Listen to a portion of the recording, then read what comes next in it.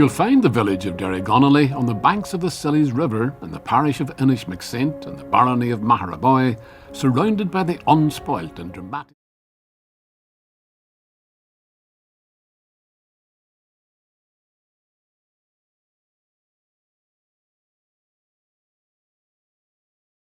scenery of West Fermanagh, with the Knockmore Scarplands looming on the horizon. When I first visited Derrygonnelly about 10 years ago, I was following in the footsteps of the great place name scholar John O'Donovan, who came here in the year 1834. Besides collecting and verifying townland names for the Ordnance Survey, O'Donovan's personal mission was to seek out surviving descendants of the great Gaelic clans. And he had arranged to meet an elderly man named Flanagan in a public house in Derrygonnelly, in the hope that he might be related to the O'Flanagan chieftains. The O'Flanagans had been the most important family in Mahon throughout the late medieval period, and when Gilbert O'Flanagan built his church here at Carrick in 1483, his family would have controlled the entire western side of Lower Lough Erne. As it turned out, the man was not of that O'Flanagan line, but O'Donovan had known it would be a long shot because this was more than 200 years after the flight of the Earls and the demise of the old Gaelic order. From the early 1600s onwards, the names to conjure with in this part of Fermanagh had been Hume, Hamilton, Dunbar and Archdale. The first three, all Scottish undertakers, granted lands here as part of the plantation of Ulster. Malcolm Hamilton established his stronghold here at Monet Castle, and Sir John Hume did likewise at nearby Tully Castle. And these ruins are now regarded as important examples of 17th century castle architecture, as well as being iconic features of the Fermanagh landscape. The area around Derrygonnelly was granted to Sir John Dunbar from Moray in Scotland. Of the castle that he built here in this huge field just above the village, nothing now remains visible to the naked eye. But the picturesque ruin of the church that he built in 1627 in the corner of the field is still standing. I'm here today with someone doubly qualified to discuss its features. Professor Aileen Murphy is co-director of the Community Archaeology Programme at Queen's University, and she is planning a dig in this field later this year.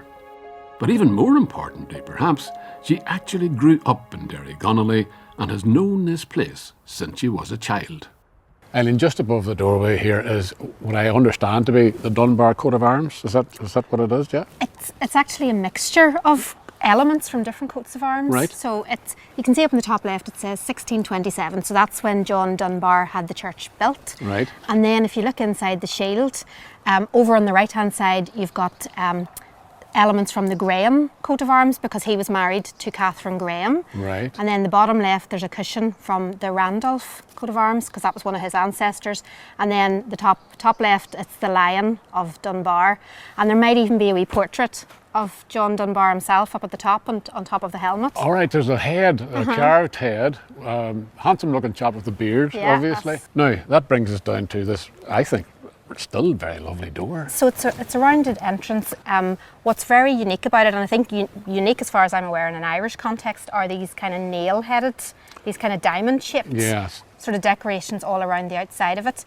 Seems that they might have got influence from Crichton Castle over in Scotland because it's got a door frame like this in one of its buildings. But even more interesting, I think, is the fact that they seem to have got their influence from Italy. Right. So we've got a piece of, Italian Renaissance sort of style architecture in Derrygonnelly. It makes for a lovely design for a start off, but it's also making a kind of statement about their own importance as well, but perhaps, or their taste. Absolutely, and we've got a lot of plantation castles in this region, but they're all very different.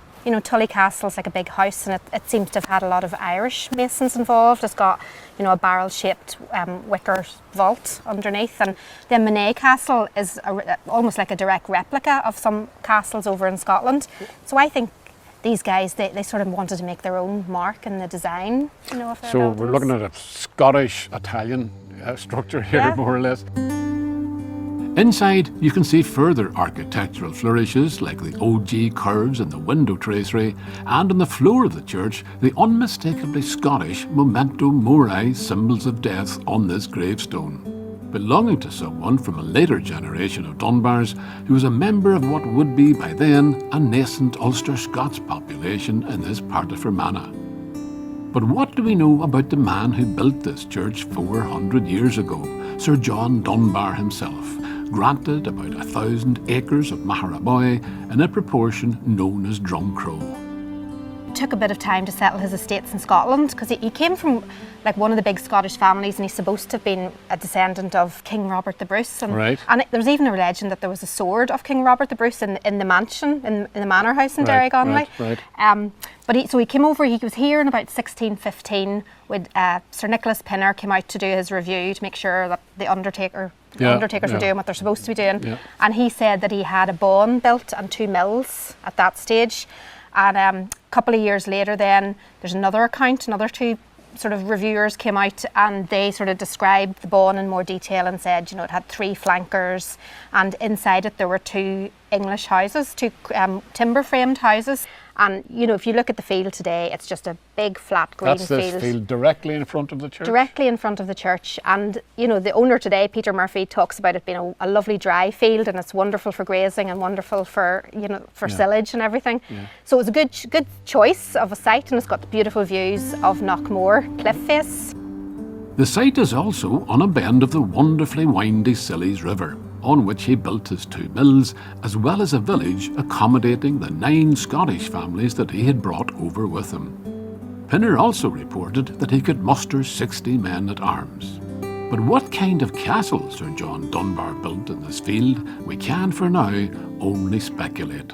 Because Derrygonnelly Castle it's disappeared, from view, we're very keen to learn more about it, because it's a really important part of how this settlement came about. Yeah. So we've undertaken geophysical survey.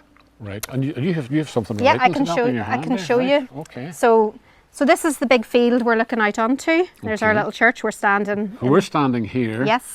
This is, I put it in very crude layman's terms, just an X-ray of the ground, something like that, right? Yes. And you call these anomalies, these dark patches? Yes, so these are the anomalies. So my colleague, Thorsten Carless from Queen's, he came out and he surveyed the field, and he did, I think it was magnetometry, and he's able to pick up, banks and ditches and stone wall remains, underneath the ground.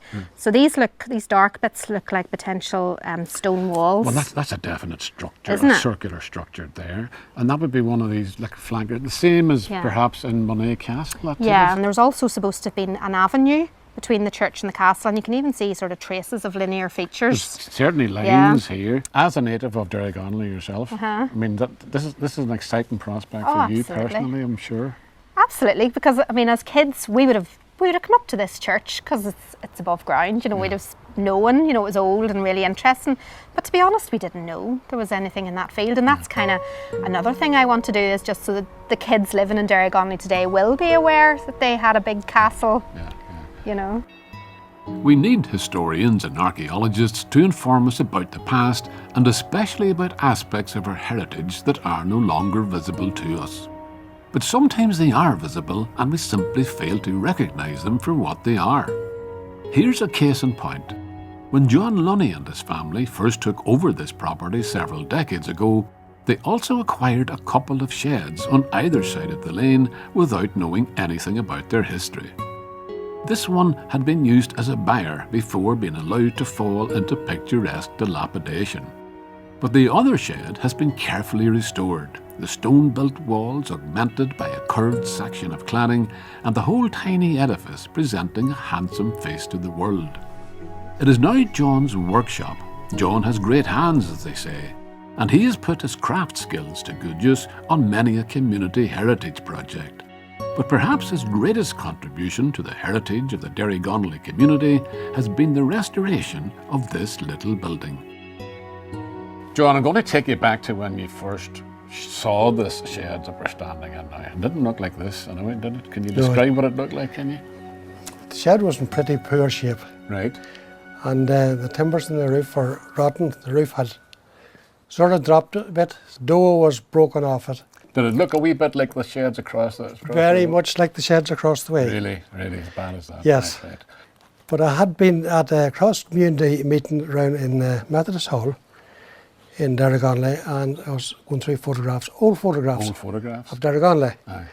And of course, lo and behold, in the middle of it, there's this green shed in it. And I said to myself, that there's very familiar looking. I thought to myself, oh, yeah, that's the old shed that I have at the house yonder.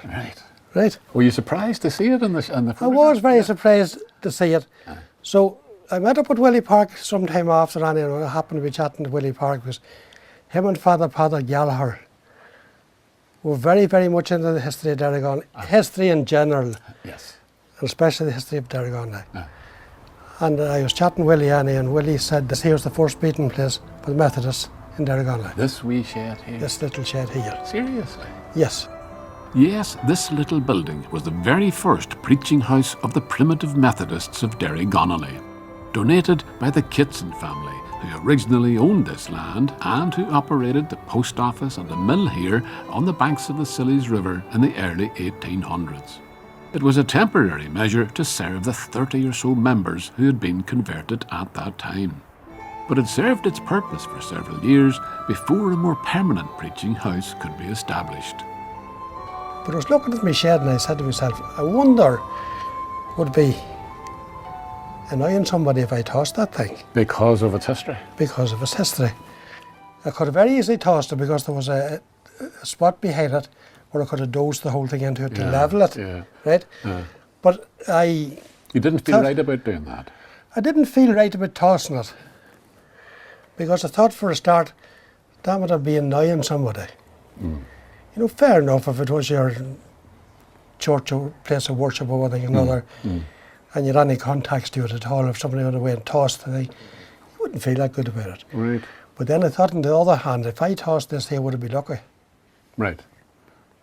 So you thought you'd be tempting fate in some way. Would that be the idea? I thought I'd be tempting fate. Right. Because it was a place of religious worship. It was a place of worship. Well, to them it'd be consecrated ground, sure. As such. Right. But you've done a lovely job with it. Are you pleased with it, how it looks now at the moment? For me, the shed has been a great spot to go out tonight to relax and one thing and another. Yes. As you see, we are doing several things, and we're doing lathe work, we're doing steel work and everything. But after, I was very, very happy with it after. And most people would have said that it was, yes, the right thing to do. It was the right thing to do for John's peace of mind because he now has a neat little, highly productive workshop with a beautiful sandstone facade. And he has also preserved a piece of Derrygonnelly's architectural heritage for posterity. When we come back, we're going to meet some people who are doing something similar for its natural heritage.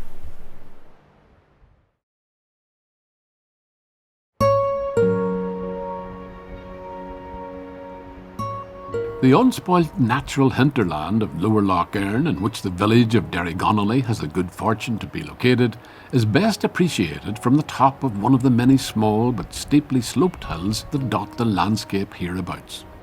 The regular pattern of the compact fields that crown these hills is almost obscured by the luxuriant growth of the thickly wooded hedgerows that delineate them one from another. Somewhere below us are the Fedgen Fields, 90 acres of species-rich meadows and what Giles Knight calls priority woodland. It is both a nature reserve and a working farm, and it has been bought by Ulster Wildlife with the help of the Heritage Lottery Fund and the Wildlife Trusts with the aim of demonstrating that it can be both. Giles manages the reserve for Ulster Wildlife, and he warns me to check myself for ticks after our trek through the meadows. The ticks accompany the deer, who are regular visitors, as are pine martens and red squirrels. But the species that he is most proud of, and which makes this site so special, is a tiny creature you'll hear about shortly. It's a treasure trove, Joe. It's a treasure trove. I work for an organisation called Ulster Wildlife, and you're right slap bang in the middle of one of the richest pieces of wildlife in the country. Fermanagh and this area here, Derrygonnelly, Belcoo, Garrison, those types of communities, they have looked after these places for many decades and centuries, and they're still here, and this is probably the best example. But we've got everything on this farm, right up from the flowers and the butterflies we've discussed to mammals, red squirrels, pine martens, badgers, foxes, red deer. And would you see all of these animals on a regular basis? Yeah, absolutely, yeah, because they're not used to seeing people up here very often. Sure. And it's almost like they're left to their own devices. Yeah. But in amongst that, you've got breeding sparrowhawks, breeding buzzards, all sorts of other bird species, and these things are all here for a reason. I've heard the farm described as the best woodcock farm in Fermanagh, and woodcock know more about biodiversity than the rest of us put together, I would argue. Right. They come for the worms and an intact soil structure, which would give them the feeding that they need through the year. So the key to that is the fact that it's never been, this is not enriched ground, it's never been fed. It's as nature would have it, in other words. It is. Grazing it with beef cattle, as a grazier does, is what they call nutrient neutral, which means they take out as much as they put back in, just as much as they take out. They're not adding anything, which has left us with this amazing array of wildflowers, right through from the blue button to knapweed, great banks of meadow thistle, self-heal, and all sorts of scrubs and successional habitats around these different meadows. On the way up, we passed through, I would call them like old-fashioned meadow flowers that you used to see. Things like ragged robin, haven't seen for a long time, and of course meadowsweet.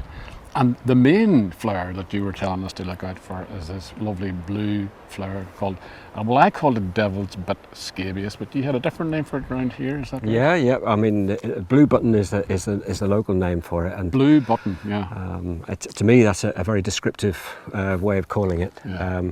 Very important plant, Joe. It's the key plant for a butterfly called the marsh fritillary, which is extremely rare and increasingly threatened by the way we manage our countryside. Right, because this is a thing. I learned this several years ago. It's the only plant that will actually the caterpillars will feed on. Is that right? That's right. Yep. So this time of year, the caterpillars are a tiny size, and they're all gathering together in what we call larval webs. Right. And they get steadily bigger each instar from the summer onwards right through until the spring, and when they go down into the turf and turn into chrysalises, and then they produce in May and June this absolutely beautiful stained glass butterfly, which is a real sight to see, strong flying, and sadly a thing that we don't see so often anymore. That's a lovely description, stained glass, because they have that wee checkered pattern, don't they? Colourful, beautiful colourful pattern. And they're quite small wee things. But when they come out fresh, they're really, really lovely. And this site here is one of the strongholds for them in West Fermanagh. Right. And as I say, it's an intact ecosystem, and it's just a treasure trove of wildlife that we have still in our safe hands. You may have noticed that trees figure prominently in the place names of this area of West Fermanagh. Derrygonnelly means the oak grove of O'Connelly, when the name Sillies, which is applied to the river, is derived from the Irish for sally rods or willow. So you can assume that both trees were once plentiful in the locality. Lucy Ellis is determined to ensure there will be no shortage of sally rods in her patch of Fermanagh here at the edge of the Navarre forest, because she is making her livelihood from them, weaving wonderful patterns into her baskets and bowls and the other decorative creations that spring from her imagination. She told me that when she first set eyes on this house a few years ago, a big red deer stag had come out of the forest to greet her, and she took that as a welcome sign. Nowadays, she has to protect her crop from the deer because they would regard the sally rods that she's planted here as a very welcome addition to their diet. Or should I say, many additions to their diet. So there's 30 different varieties in here. And, Sorry, 30? 30 different varieties. Different kinds of willow? Yeah, there's hundreds of different types of willow, but you can't use them all to weave with. Some are better than others. Right. So I'm kind of still learning which ones are better than others, and my favourites from here I'm going to plant in a bigger field and plant more of, to hopefully be completely self-sufficient in a couple of years. We still have to buy a little bit in. They can all be used for weaving, yes? These ones in here can. All of them? Yeah. And you have used all of these ones before, in other words? Right. Yeah. But what are the differences between them? It must be very subtle, surely. Colour, mainly, or, Right. or the bark. The bark, some of the barks can be harder, some of them can be softer. Some have, there's one called Brittany Green, which is one of my favourites, but it has quite distinct like buds on it, so you can't use it for certain baskets, Right. because those bits would get in the way. You harvested in February. And it won't have any leaves on it then, so the plant will be completely dormant. So it's not growing at that stage? It's not growing at that stage, no. Right. The sap's gone down into the ground and it stays dormant for winter, so that's when you cut it. And then you dry it for about 6 months, and then before you come to work with it, you re-soak it in water. So you can't use it if it's too fresh, in other words? You can use it green, but it'll shrink. And so course. then your basket won't be as tight and Right. neat. So you want to re-soak it once you've dried it, and then you don't get the same shrinkage, if any, Right. depending again on the variety. You already mentioned one favourite you have. Is it simply because of the colour? That's what you're mainly looking for? Because of how lovely and supple it is. The colour as well, it's a lovely chocolate brown, and if you steam it, it goes a really nice dark brown. Right. So there are some wee treatments that you do with them after you've harvested them? Yeah, you can obviously. manipulate the colour by steaming it, so Right. you can make the colours darker by steaming it. It strikes me there's a whole skill set involved with this, not just with making the baskets, Oh, I but think with it's a growing them. it's a lifetime of learning. I love it. Fully enthused by the growing as well as the making, and I think it is a lifetime of learning. You didn't start weaving until 3 years ago, and you didn't No. start growing these things until 3 years ago? 3 years in September was my first lesson. Wow. So, Well, if ever anybody had a natural aptitude, it's definitely you, Lucy. no, thank you. Definitely.